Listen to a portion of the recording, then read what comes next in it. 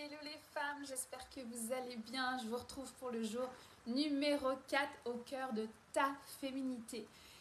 Tellement heureuse de venir aujourd'hui avec l'énergie de la femme étincelle. Avant de commencer ce live, c'est important pour moi de bien te dire ce qui compte, c'est tes résultats. C'est comment toi tu te sens dans ta propre féminité, à quel point tu te sens en accord, aligné en fait avec ce qui est bon pour toi, à quel point tu te sens vivante et que tu apprécies en fait d'être cette femme. Donc ici, les lives qui ont lieu sur cette page Facebook, oui, ils sont dédiés à connecter ensemble, à pouvoir se relier, à pouvoir en fait commencer à te transmettre les miroirs de la sororité. Ce que je vis avec ma féminité peut avoir des échos pour toi dans ton parcours de vie, mais les résultats qui importent, ce sont les tiens. Donc pour ça, dans l'expérience au cœur de ta féminité, tu as un espace dédié à des activations, des visualisations guidées, donc vraiment pour t'accompagner avec chacun de tes archétypes. Tu as aussi des emails qui sont là où je te transmets des plantes médicinales, je te transmets des rituels, je te transmets oui des surprises, mais aussi en fait des outils pour accompagner ta féminité. Donc moi c'est vraiment important que je le redise ici. Cette page Facebook, oui, elle est là pour connecter. Oui, je te partage des bouts de mon histoire, mais c'est pour inspirer l'action dans ta propre histoire. Voilà, donc ça, c'est comme posé. Si tu veux avoir accès à l'entièreté, je te mets le lien en dessous de la vidéo après pour que tu puisses aller justement trouver ces premiers outils pour toi, que tu puisses aller vivre ces activations pour toi, en fait. Vraiment, c'est mon intention ultime, c'est que tu commences en fait, tu apprivoises et tu apprécies en fait ce fil rouge de ta propre féminité. Ça va être aussi important que je puisse nommer dans une semaine. En fait, je vais te proposer un cercle de femmes si tu as envie de tester. Parce que oui, tu en as peut-être entendu parler. Oui, j'en ai déjà parlé avec la femme chrysalide. Peut-être que dans ton entourage, tu en as déjà entendu parler et que tu n'en as encore jamais fait. Et c'est ok, il y a une première fois à tout dans la vie. Donc la semaine prochaine, le 15 mars, en fait, j'offre un cercle de femmes. Il y a 13 places parce que je veux garder une certaine intimité en fait dans cet espace-là. Donc si tu as envie de tester justement cette sororité, ça veut dire quoi un cercle de femmes ? J'en offre un à la carte entièrement disponible en fait avec ce nombre de places limité. Donc pareil, je mettrai le lien de la vidéo en dessous, enfin le lien de l'événement en dessous si tu as envie d'aller explorer justement encore une fois un outil parmi d'autres pour explorer ta féminité. Le contexte est posé aujourd'hui. Donc quand vous êtes là en live, faites-moi un coucou. Quand vous êtes là en replay, mettez le hashtag replay. C'est tellement bon de pouvoir connecter et de pouvoir répondre à tes questions si tu en as, évidemment. Donc aujourd'hui, on est avec la femme étincelle. La femme étincelle, en fait, cet archétype, pour moi, c'est celui qui nous ramène à la vie. C'est celui qui nous permet de ressentir en fait à quel point la vie n'est pas acquise, à quel point on est en fait en chemin. Salut Valérie, coucou, contente que tu sois là. Donc la femme étincelle, tu vois, c'est qu'il y a un moment donné, dans son parcours en fait de reconnexion à soi-même, en fait de sa féminité, il y a un moment donné, il y a, c'est comme si on était dans l'œil du cyclone. On voyait la vie qui va vite, le go go go, il faut faire vite avec notre rythme de travail, avec nos enfants, avec tout ce qui est là. Mais nous, on se retrouve dans l'œil du cyclone en se disant mais qu'est-ce qu'ils font les gens? Pourquoi tout le monde court? Pourquoi on s'impose en fait ce rythme-là? Et il y a un décalage qu'on peut ressentir justement dans ce moment d'éveil avec un grand E.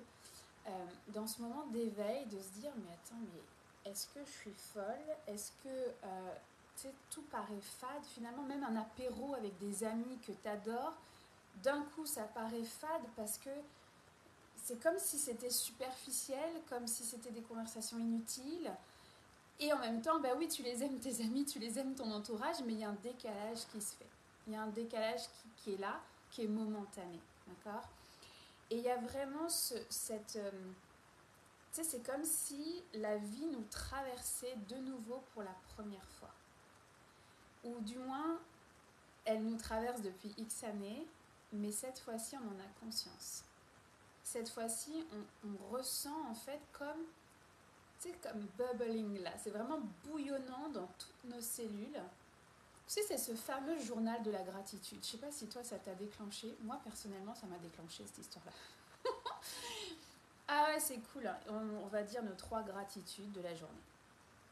Moi, ça me déclenchait parce que quand tu vis des épreuves, t'es pas vraiment dans la gratitude là. C'est comme, non mais pourquoi ça m'arrive et pourquoi moi et pas les autres, même si t'aimes les autres, mais tu veux pas que ça t'arrive à toi. Comment j'arrive à prendre un pas de recul avec ce fameux journal de la gratitude. Puis ça bloquait. Et en même temps, dans le cheminement en fait que moi j'ai eu avec ma femme étincelle, il a fallu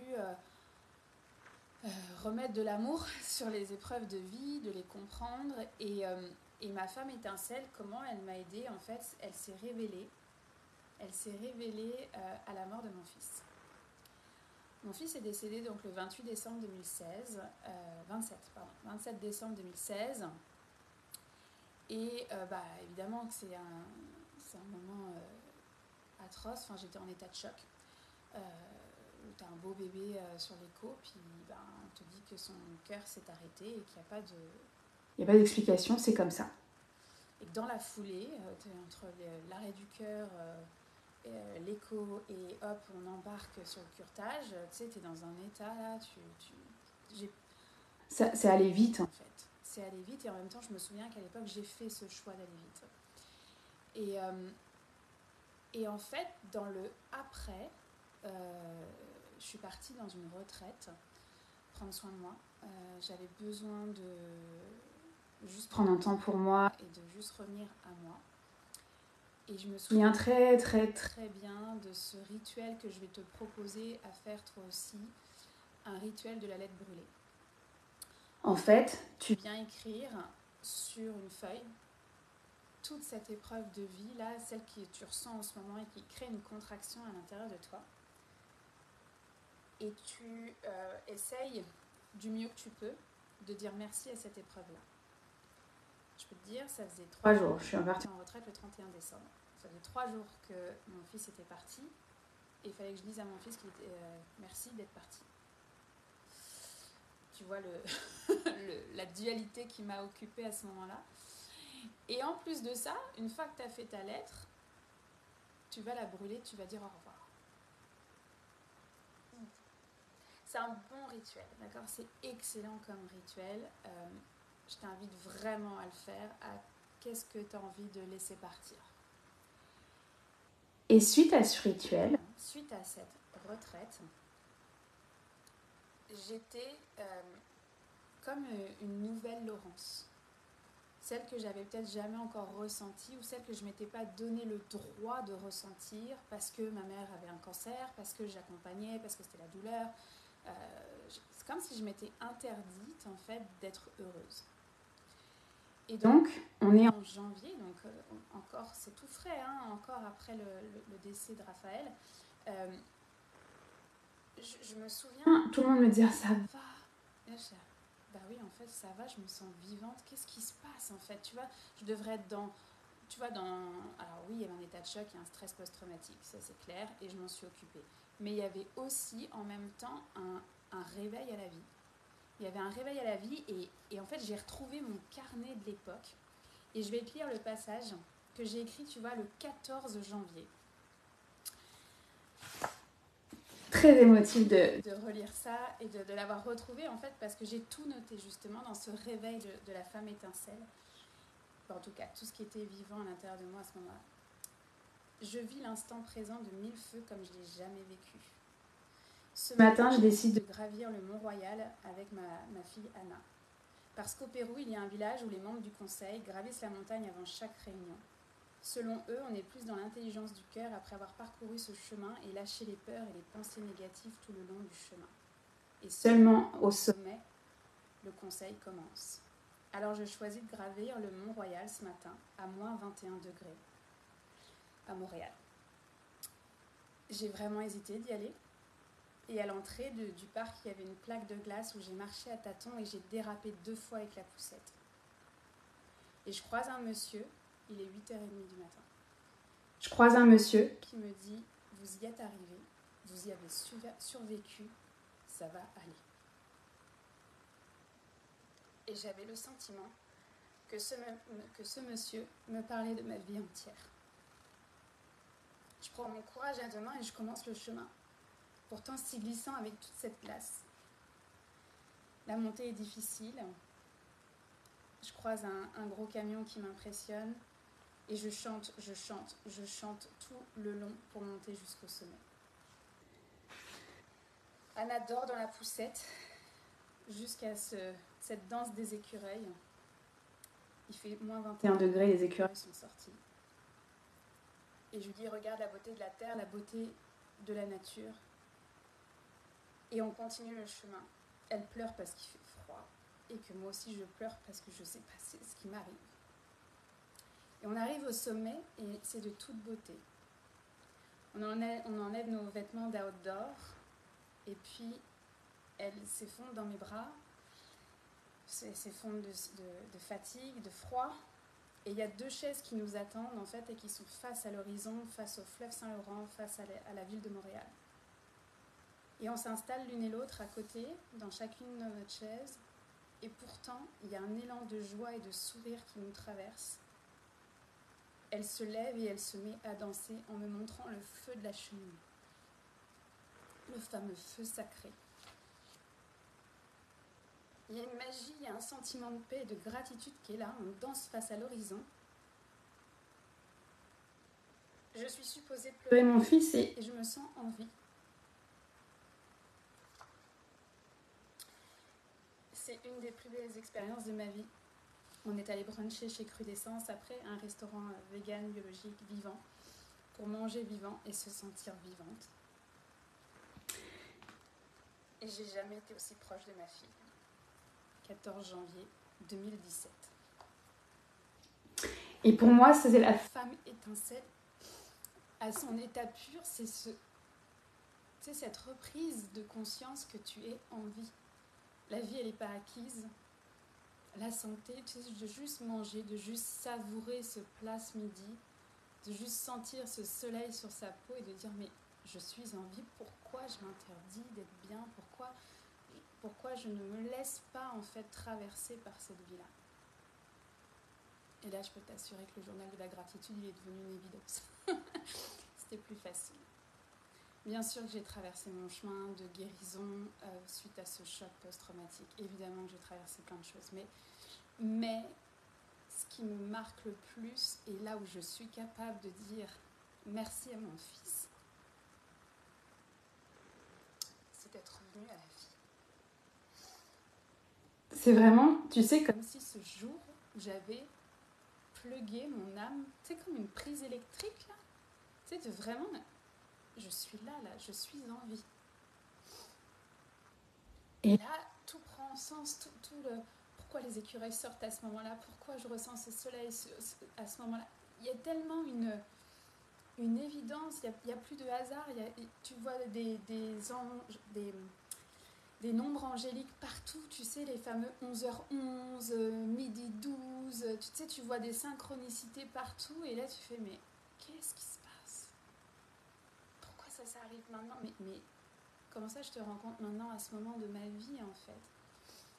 C'est une cascade d'événements, de synchronicités qui se mettent en place, qui sont des reconnexions même avec des gens à qui tu n'avais peut-être pas parlé depuis des années, des nouvelles personnes qui arrivent sur ton chemin. Parce que justement, tu es disponible aujourd'hui à ressentir cette étincelle à l'intérieur de toi et à la transformer en feu sacré. En grand feu, tu sais qu'il y a un besoin de venir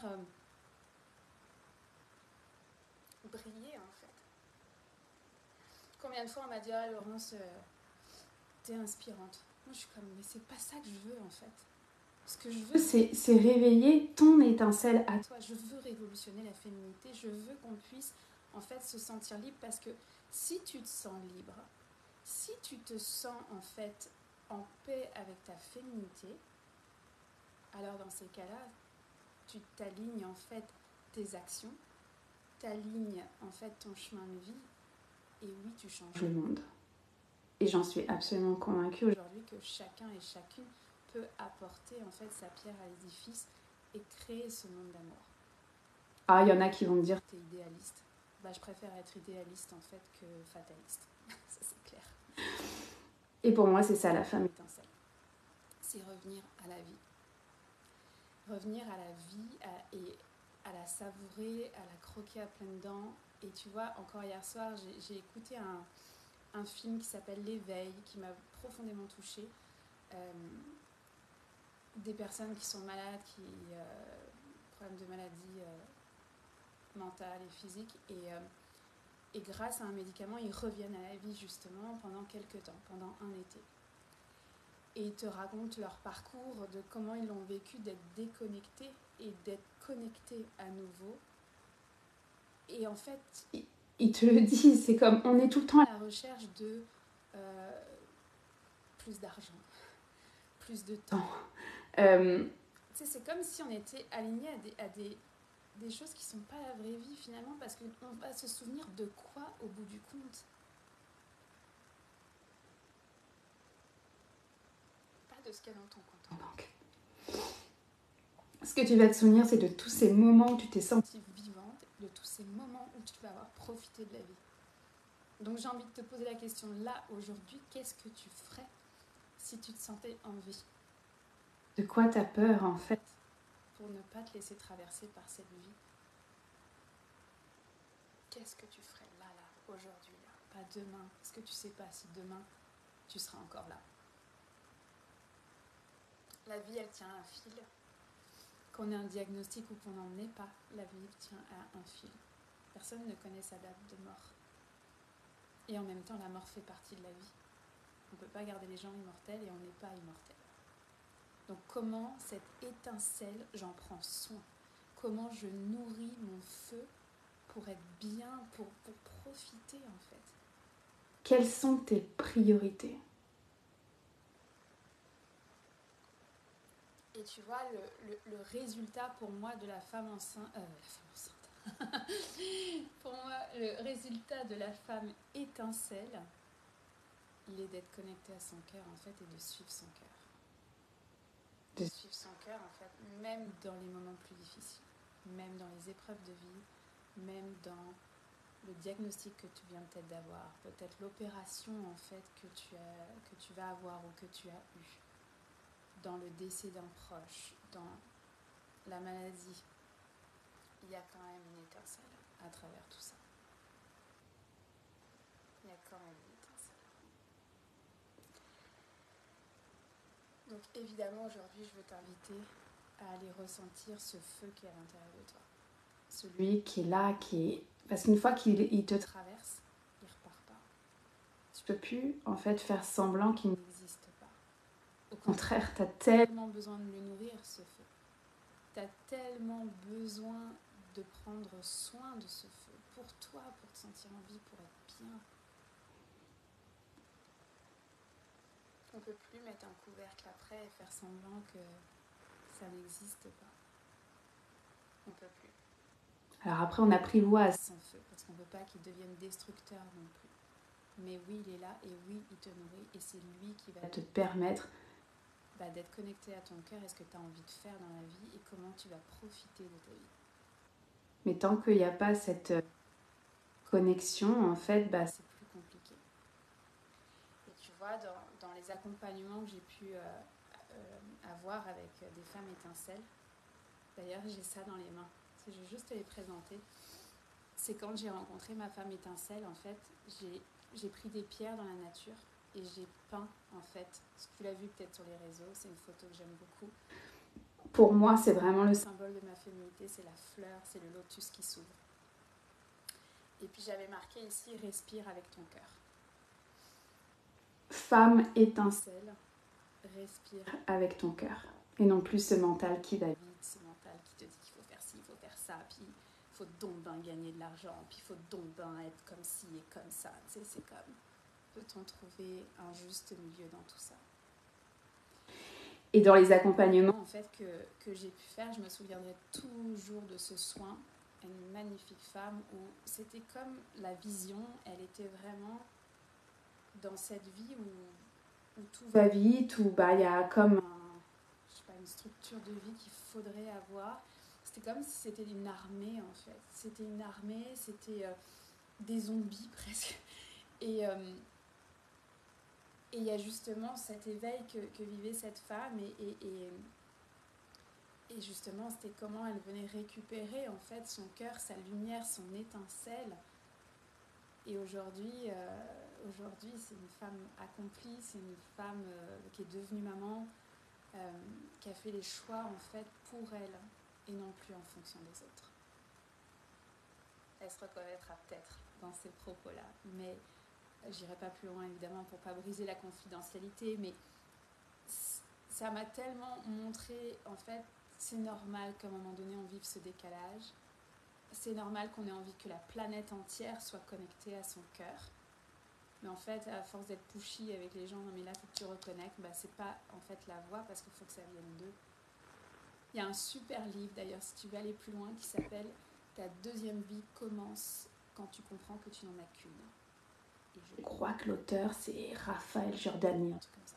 Je vous mettrai le lien aussi en dessous de la vidéo. Ta deuxième vie commence quand tu comprends que tu n'en as qu'une. Et c'est tout ce réveil à la vie. Donc, je vais t'inviter à non pas faire ton journal de gratitude, mais peut-être à faire ce rituel de lettres brûlées dont je te parle. Peut-être de lire ce livre si ça t'inspire, peut-être de regarder ce film, L'éveil. L'idée, elle est vraiment de te ramener à l'essentiel. Qui es-tu? Et qu'est-ce que tu aimes en fait? Comment tu nourris ce feu qui est à l'intérieur de toi? On se retrouve dans quelques minutes pour la suite. Je te propose une activation, une visualisation pour venir activer ce feu. On se retrouve donc dans 30 minutes dans la suite de l'expérience. Puis si tu n'es pas encore inscrite, je t'assure que ça vaut la peine de le faire. Je t'embrasse fort et je te souhaite de nourrir ton étincelle.